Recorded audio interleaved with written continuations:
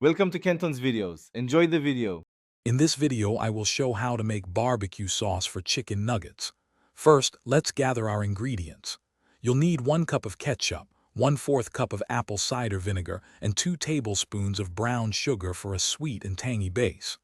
Don't forget 1 tablespoon of Worcestershire sauce, 1 teaspoon of smoked paprika, and half a teaspoon of garlic powder. For a little warmth, add a 1/4 teaspoon of cayenne pepper. These simple items are the foundation of a delicious sauce. Now that you have all your ingredients ready, it's time to combine them. Pour the 1 cup of ketchup, 1/4 cup of apple cider vinegar, and 2 tablespoons of brown sugar into a medium saucepan.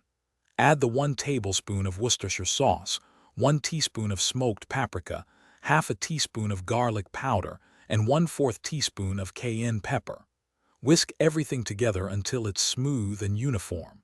This ensures all the flavors will meld perfectly. Once your ingredients are well combined, bring the sauce to a gentle simmer over medium-low heat. Let it cook for approximately 15 to 20 minutes. Remember to stir it occasionally to prevent any sticking and ensure even cooking. As it simmers, the sauce will naturally thicken, developing that rich, luscious texture perfect for dipping.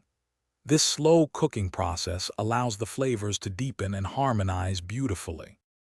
After your barbecue sauce has simmered to perfection and reached the desired thickness, remove it from the heat. It's crucial to let the sauce cool down completely before storing it. Once cooled, transfer your delicious homemade creation into an airtight container. You can keep this fresh, flavorful sauce in the refrigerator for up to 1 week. It's perfect for dipping chicken nuggets, spreading on sandwiches, or even marinating meats.